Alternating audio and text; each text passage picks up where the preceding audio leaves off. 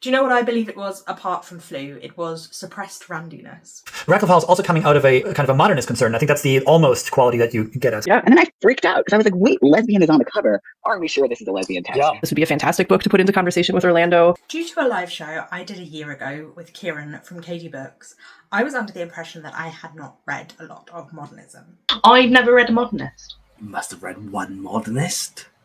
Virginia Woolf. Auden a modernist? Yeah, Auden Forstner's a modernist. Oh, is he? It's like early. Yeah, Early early modernist. Virginia Woolf's a modernist, part of the Bloomsbury group.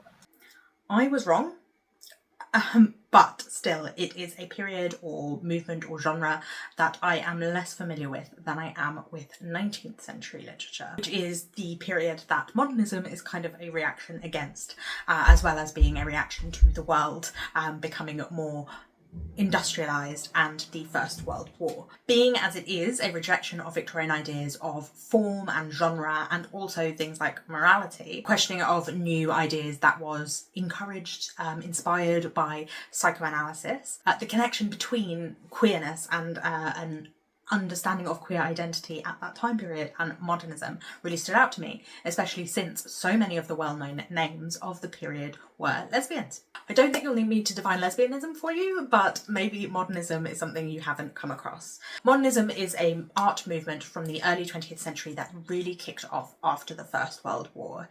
It encompassed visual arts, theatre, writing, criticism, and the beginnings of film and photography as well. It was characterised by a rejection of Victorian optimism and morality and strict codes of genre, and challenged ideas of form such as the idea of chronological ordering and a strict adherence to plot. Modernism in art involved things such as cubism and dada, and again was a rejection of what was seen as staid and traditional. Much of this due to the increased industrialisation and also the horrors of the First World War that made the strictures that had been in place before then seem irrelevant. I am sure that you are aware of Virginia Woolf and Vita Sackville-West, but if not, Virginia was born into an upper middle class family in the 1880s, and as an adult she married Leonard Woolf and set up Hogarth Press. She's also probably the most famous member of the Bloomsbury group, who in the early part of the 20th century transformed British literature and politics, economics and art criticism. And her works such as Mrs. Dalloway, To the Lighthouse and The Waves are some of the most famous pieces of modernism. She also pioneered the technique of stream of consciousness, although there are arguments about who started it really. Alongside this, she also suffered from periods of depression and mania, as well as severe headaches and chronic pain. Vita Sackville-West was also a member of the Bloomsbury group and also a member of the British aristocracy, something which intrigued and repelled Virginia at the same in equal measure. Sackville-West was a writer too, though most of her works are now out of print, aside from a novel called The Edwardians and some poetry as well. She also designed a very famous garden at the castle that she bought, Sissinghurst, and was a notorious sapphist whose many love affairs were chronicled in her diaries and letters. One of her longest love affairs was with Virginia Woolf.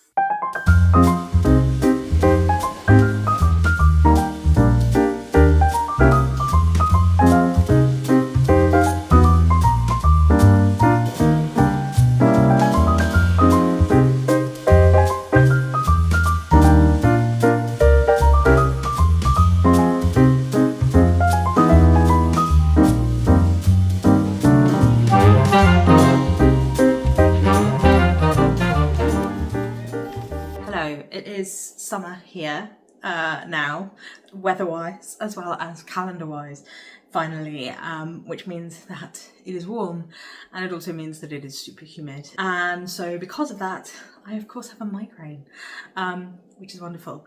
It's been like a week of migraines. It feels especially bad today because today is the warmest and most humid it's been.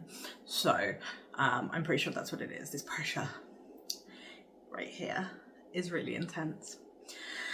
Anyway, I am halfway through Orlando and halfway through the love letters of Virginia and Vita, and I am enjoying reading both of them, which is good. So Orlando so far, I have just been through, I think, basically the 16th and 17th centuries in Orlando's life, and some great love affairs and his sex change that has happened when he fell asleep and he woke up.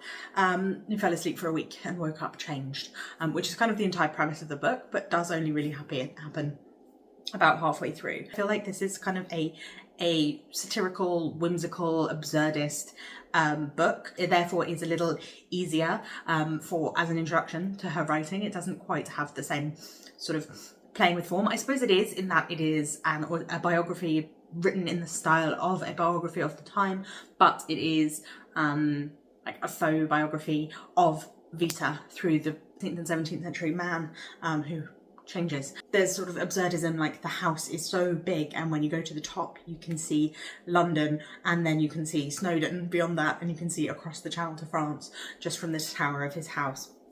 And it is a bit ridiculous. It is of its time in terms of race. It's not over the top, so I'm not like, it's not about race. So I am personally not finding it super off-putting, just notable. Although it is interesting how it is different, because I've been going back and forth between the written one and the audiobook. The audiobook used a more Shakespearean term, where the physical written book used the N-word.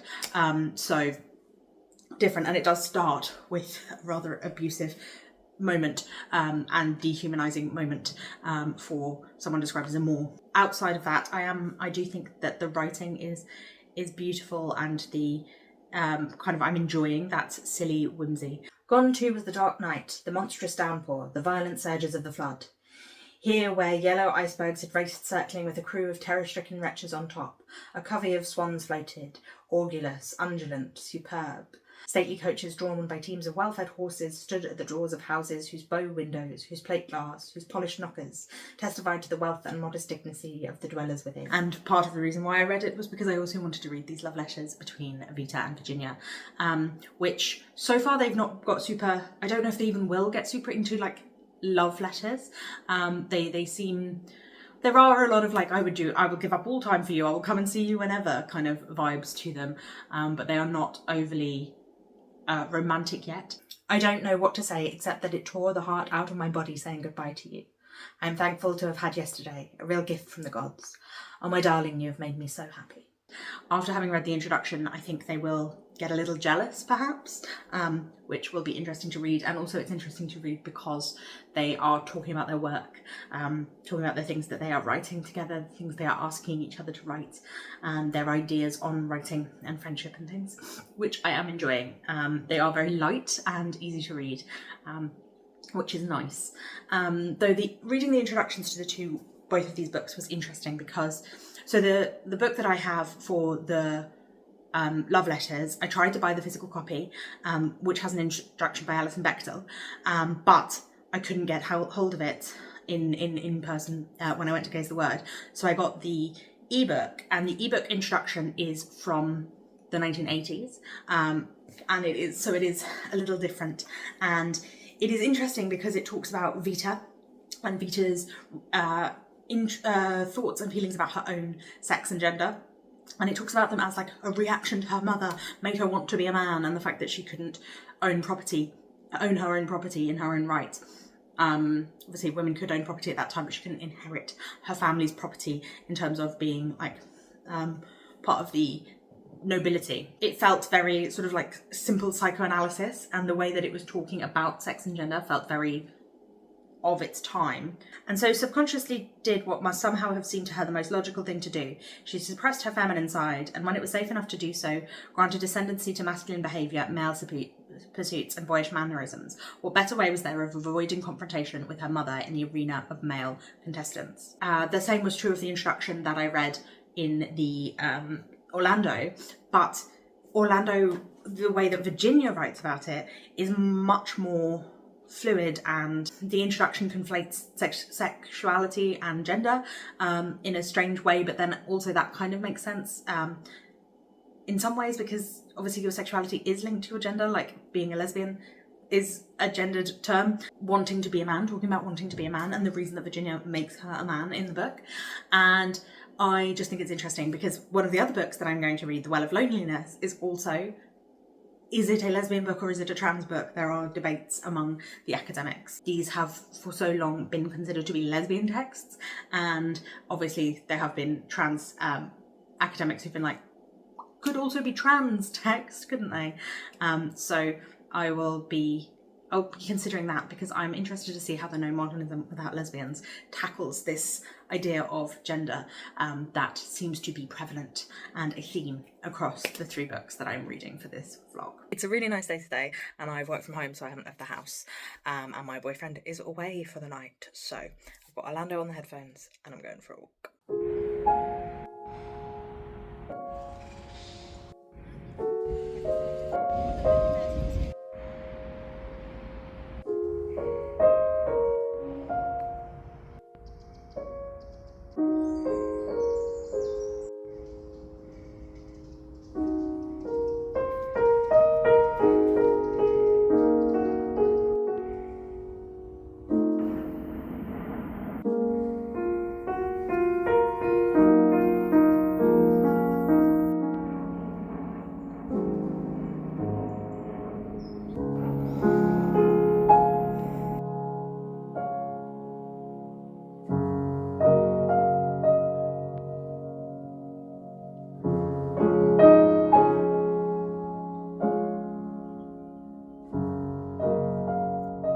I forgot to say earlier, but this Vita and Virginia book is really badly formatted in the ebook version that I have. So, for example, that should read life, not fife. And all the footnotes just keep appearing in the middle. This part is a letter. This part is footnotes. And then where it says I sent you a picture, that's also a letter. So these parts just don't have a number on them, so I don't know what they're referencing, and are just randomly intercut in the middle of the works. Also, for some reason, I thought I was halfway through this as well, when I was only 21%. So I was saying it had not got that romantic, but it definitely is a lot more now. Yes, I often think of you instead of my novel. I want to take you over the water meadows in the summer on foot. I've thought of many million things to tell you. Devil that you are, to vanish to Persia and leave me here. Hello, that's probably too loud, isn't it? Nope, you can't even hear it. I've got, at least when I listen back to that last clip, you can't hear it. I've got to wash on the spin cycle, like, in the next room. I have finished the love letters between Virginia Woolf and Vita Sackville-West, and I have finished Orlando, which I should bring down. I'll get that. Hang on. So organised. Got the Orlando. I can't remember what I said in the intro, but I don't think this is my first modernism. I think it's definitely, modernism isn't something I've delved deeply into or read very recently. Anyway, I think that definitely reading this alongside the love letters was interesting because, of course, they discuss this book. Virginia and Vita discuss this book at the point when it is being published, but also because this is a love letter to Vita and is a pseudo-biography of her, as if she were a 300-year-old sex-changing aristocrat. I mean, she was an aristocrat, but, you know, 300 years old, less so. I did enjoy this. I don't think it's a book that I've fallen in love with. It's definitely quite a light and fluffy book, which is not what I was expecting from modernism. But I think that this is the most, like, approachable, easy, fluffy of Virginia Woolf's works. Like, it doesn't use stream of consciousness, and it doesn't use... Even though it is being experimental, it's being experimental in a way that I feel like is really approachable for a modern audience, because it is very common. Like, it is doing this pseudo-biography that is a satire of the Tudor 18th century, 19th century traditions of literature, and also of British history and ideas of gender and sexuality and things. It is sending those up, it is sending up class. And so the comedy, for one thing, makes it more approachable, but also that kind of direct address. This is a biography. No, wait, it's not really a biography. Like, I'm sending up the idea of this as a biography. It's something that I think is like it's an experiment that became mainstream. So it's not super experimental anymore. And whilst not obviously, that's still not how straightforward narrative is told. It is common enough that I don't think this would be difficult. It's experimental, in a way that I think would be very graspable for the modern day. Both this and the letters, which I read on my Kindle, do contain some slurs, particularly racism. There are moments of phrases that are racist that are used in both of them, particularly in this against Romany people, but in both of them against black people. It's not a major theme and it's not super common, but just highlighting that. Overall, the whimsy of it, and also that coupled with the beautiful writing, is something that I really enjoyed. There is also humour. Here it was only permissible to compare Constantinople as a place of residence with London, and the ambassador naturally said that he preferred Constantinople, and his hosts naturally said that they had not seen it, that they preferred London. So there's a lot of like absurdity in the humour of this, which, as you know, I enjoy a slightly absurd, fantastical sense of humour. But of course, the most interesting thing is the way that it discusses gender, which I think I mentioned in a previous comment. Orlando had become a woman. There is no denying it. But in every other respect, Orlando remained precisely as he had been. The change of sex, though it altered their future, did nothing whatever to alter their identity. Many people, taking this into account, and holding that such a change of sex is against nature, have been at great pains to prove, 1, that Orlando had always been a woman, 2, that Orlando is at this moment a man. Let biologists and psychologists determine. It is enough for us to state the simple fact. Orlando was a man till the age of 30, when he became a woman and remained so ever since. The concept of womanhood and what it is to be a woman, the performance of womanhood, the performance of masculinity, how clothes make gender, and what gender performance is throughout this 100-year-old little book, done with such whimsy and such enjoyment, as I said. And also, as I said, the letters.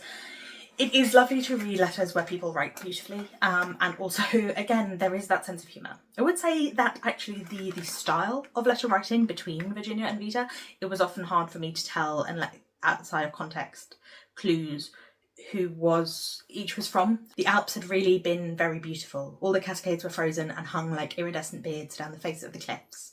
Sunlit peaks pushed themselves through the mist, and in the valleys and the willows were all golden.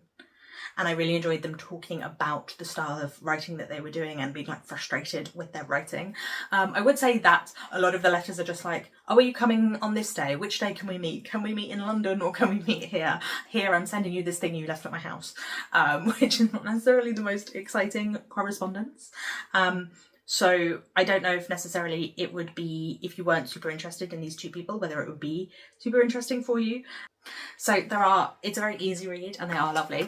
I did at one moment think that Vita's husband was a fascist, and I've read Nancy Mitford, so it's not like I am a stranger to reading books by people who are related in some way to fascists, because it was about trade unions and then he became part of the Labour Party. Anyway, that was an enjoyable introduction. I fear things are going to get a little darker and a little more difficult from here on out, because my next book is The Well of Loneliness.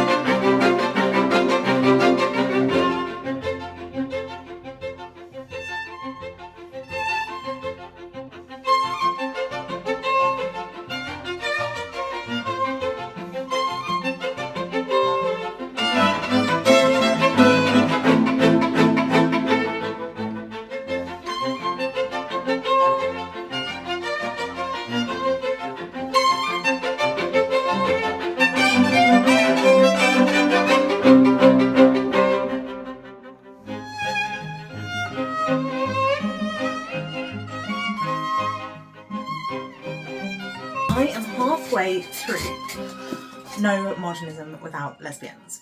What I really wanted to read for this video was Interrogating Lesbian Modernisms, because this is a pop biography and that is literary theory, and literary theory is more my speed than biography, generally speaking, but I could not find that for less than £90, and it was not on JSTOR for plebs.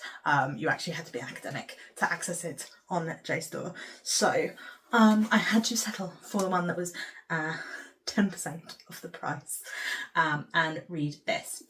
So this is a biography of 4 lesbians who are important to the modernist movement. We have Sylvia Beach, who set up Shakespeare and Company, Briar, who funded many, many different people, including Sylvia Beach. I say she was a rich woman because the book describes her as a rich woman, but I will get back to that in a bit. And then the ones I haven't read yet are Natalie Varney and the only one I'd heard of before picking up this book, Gertrude Stein. So it follows them, but the first two kind of also go off in tangents in relation to other women, men, people of modernism, but specifically focusing in on the lesbians, obviously. Like the Sylvia Beach the Sylvia Beach section has a lot about James Joyce because she was the one who helped him to beat the censors and get Ulysses published. But there is a lot in it that's not about her, like other people who were involved. Mostly lesbians. Mostly it's about how lesbians got Ulysses published and how James Joyce screwed them over. It's very easily written, very, very readable, very compellingly written, and these are interesting people to be reading about. It's not really an intro to modernism or anything about modernism. It's just like the history rather than anything to do with what modernism was or what their like aims were. Briar's one is a bit more political because she was involved in getting Jews and socialists out of Germany during the Second World War. So there is more about that in there. And then also she made films, and it does talk a bit about like what they were trying to do with their films. But as I said, whilst the focus on lesbians is definitely why I am here, the gender politics of this are interesting. Briar said she felt like she was a boy and she'd been trapped in a woman's body and she was forced to act as a woman, and her lover HD calls her he, but everyone else calls her she. And so this constantly talks about how she doesn't want to be a woman and she wasn't a woman and she didn't feel herself to be a woman, but we are only referred to her as she and a woman throughout the book, which feels difficult. But everyone who isn't HD does also call her she, so I can kind of see where you can make an argument for that, because having studied sex and sexuality in the pre-modern period, I'm very much aware that we cannot apply our modern ideas of sex and gender and sexuality onto people of the past, because the linguistic, like the conceptualization and the language around it is different in the past. But there is a section at the start where she starts calling it LGBT. She talks about wanting to use lesbian, which is fine. Nobody's against the word lesbian, but she talks about not wanting to use LGBTQ. Its anagrams are too confusing. Quilt bag of anagrams. Anagrams, that's not the word I mean. Acronyms. Not even an acronym, it's an initialization. And then she also talks about the modern fashion for using they for someone who doesn't feel like male or female aligns with them. And so I think it's not out and out turfy, but I get a little bit of a turfy vibe from it. I mean, I'm not trans, so if you are and feel uncomfortable with that, that is fine. I feel like it's mostly just a little bit of like boomer linguistics. But like I said, there is an argument for using the words that were being used about that person at the time for that person. Because, yeah, we don't apply modern standards on historical people when it comes to the language that they use. So I'm halfway through that. I'm also going to start The Well of Loneliness, which I think I left upstairs. But Elena from Elena Reads has already warned me that in subject matter and writing style, it is difficult. So good luck to me, because I have had probably about 5 hours combined sleep of the last 2 days, and I'm on day 12 of a migraine. So definitely feeling simpatico. I'm definitely feeling simpatico with Virginia Woolf at the moment.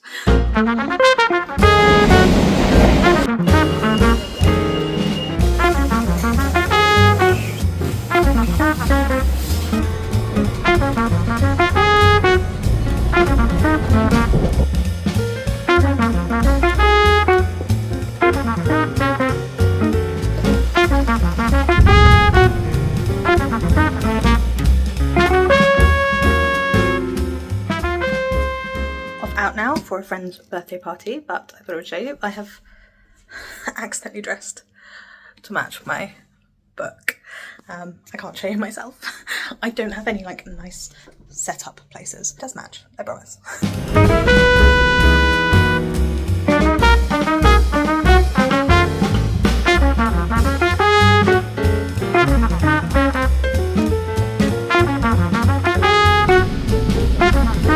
Finished.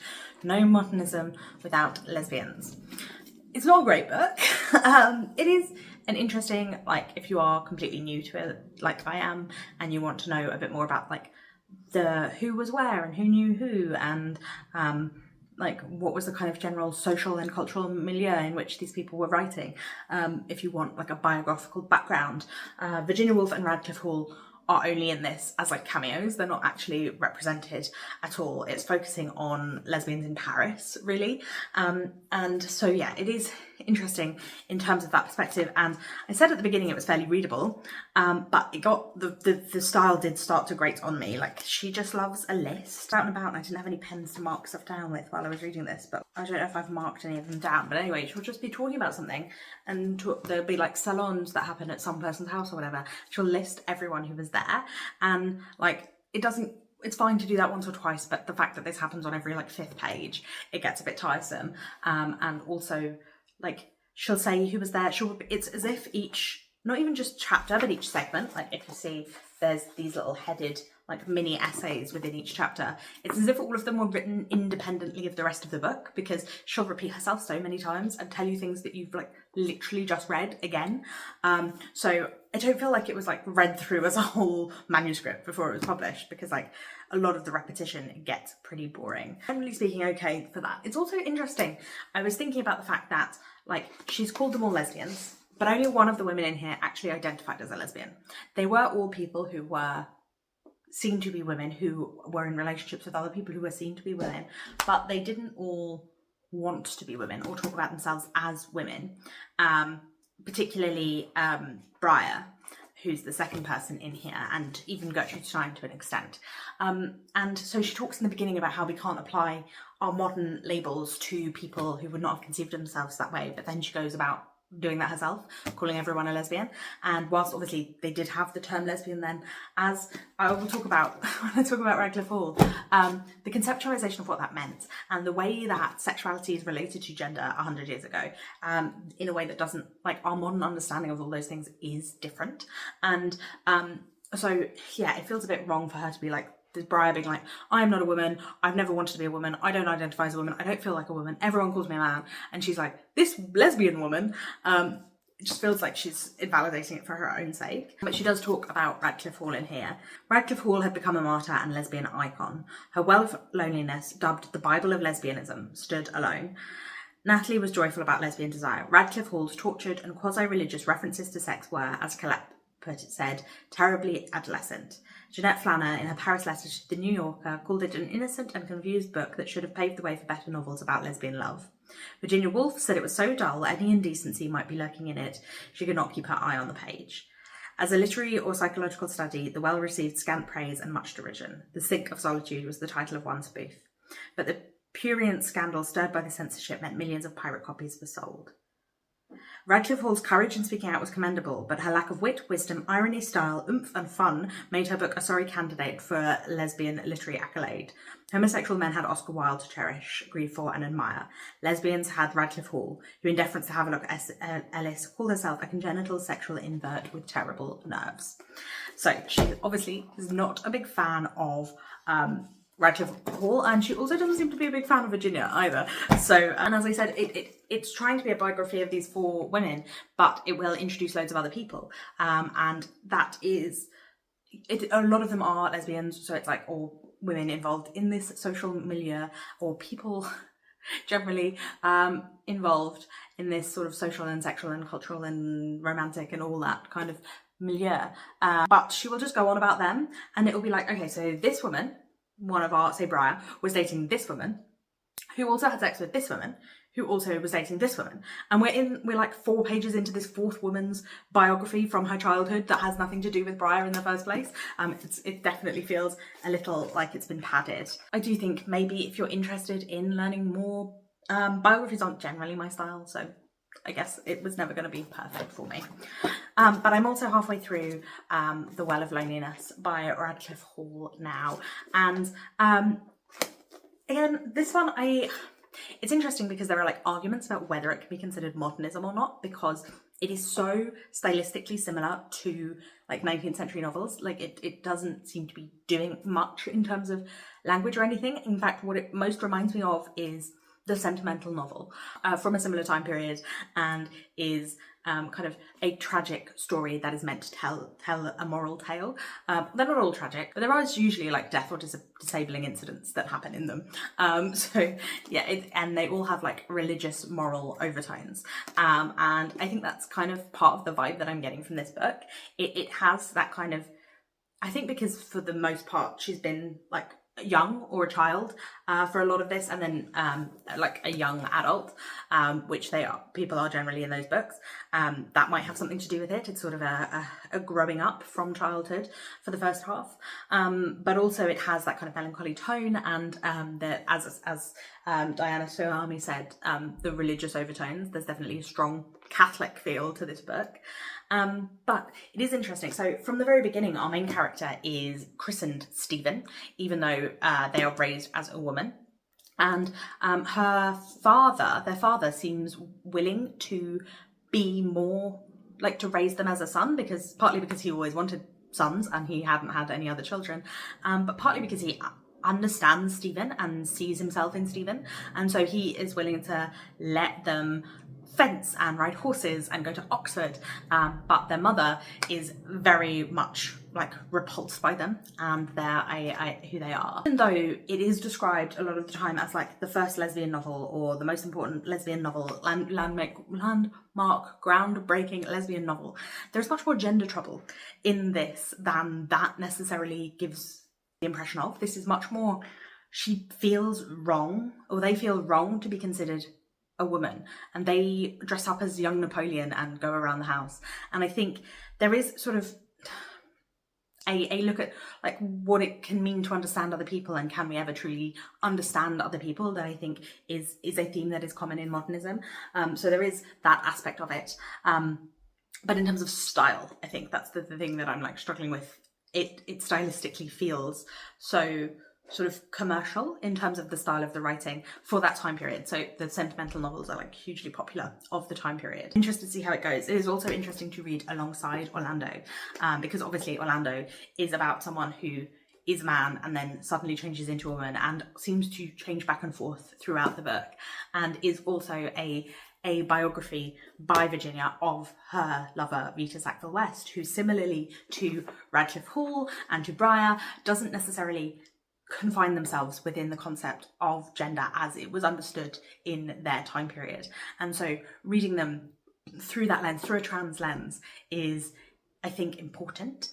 Even if we cannot use modern day concepts, there is still something here that is more about sex than it is about sexuality necessarily. Interesting to read from that perspective. I'm going to finish them. I have finished this one. I'm going to finish this one, and I will see if I have any more thoughts and theories.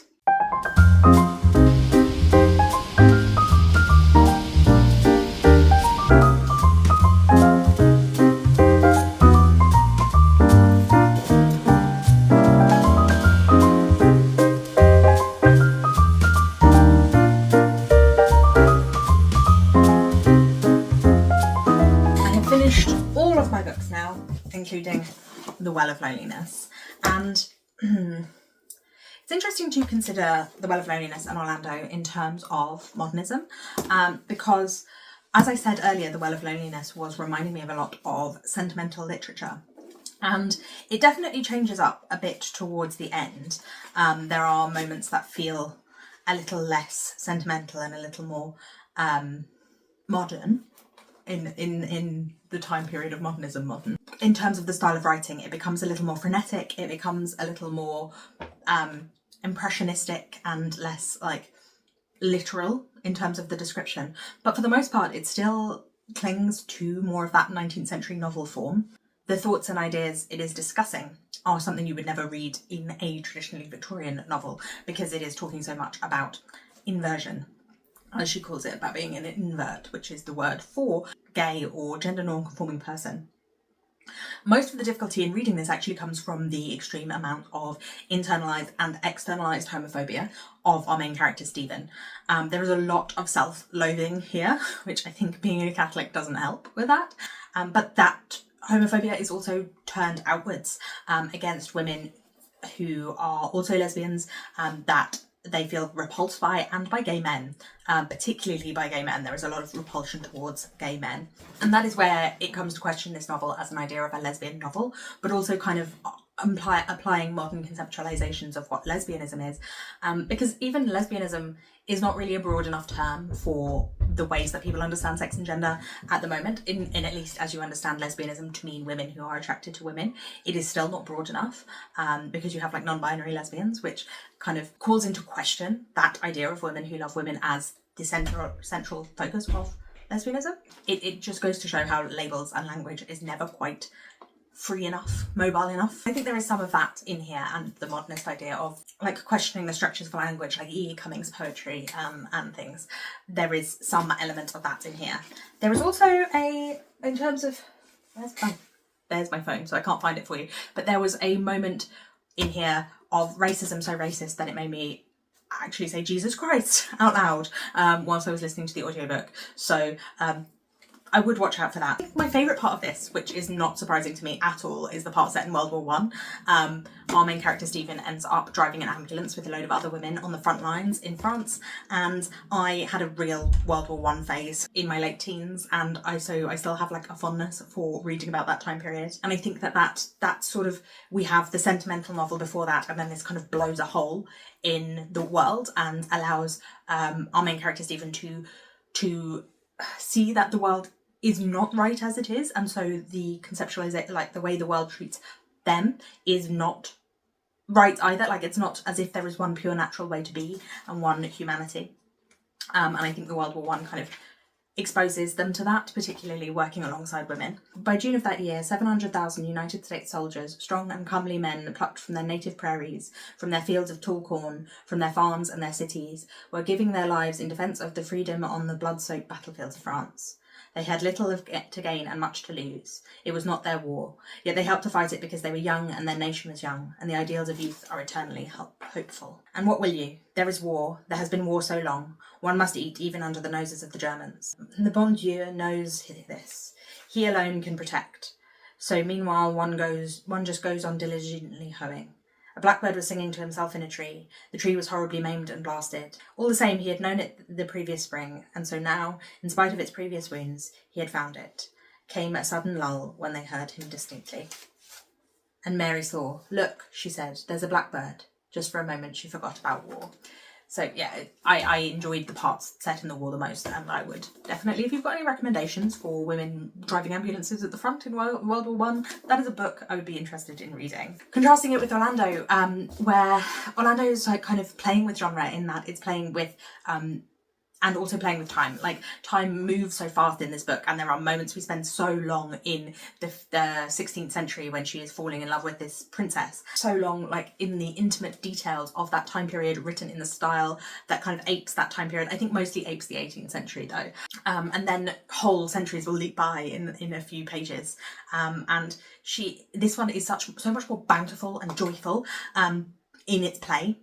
It is a very playful book, and I really, really enjoyed that about it.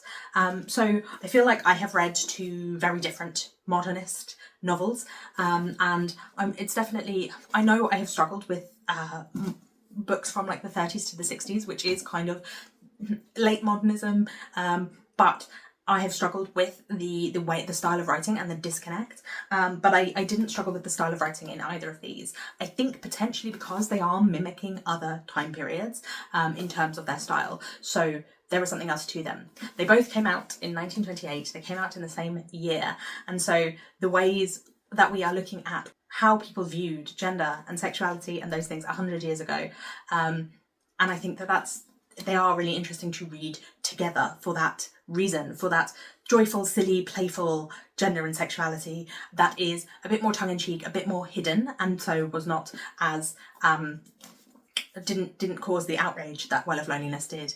And then we have this sentimental, melodramatic kind of old school sentimental novel, but introducing new ideas, and also it was interesting to read when we were in Paris after the Second World War, because it contained so many of the things from here, and because it contained so many of the people and the ideas and the salons that were existing in Paris really were kind of mimicked and shown in here.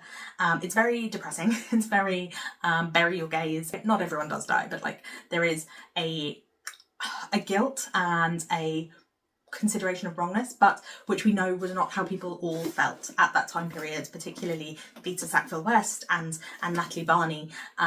There is a joyful way of looking at it even 100 years ago, so it's not all doom and gloom. But yes, I enjoyed reading it. I feel like I'm just rambling now about ideas about sex and sexuality in that time period, which is not quite what this vlog was supposed to be about, but interesting. If you have any modernist recommendations that you think I would love, please leave them in the comments down below. If you are new here, my name's Roisin. I put out new videos on Sundays, so I will see you again very soon. Thank you for watching. Bye bye.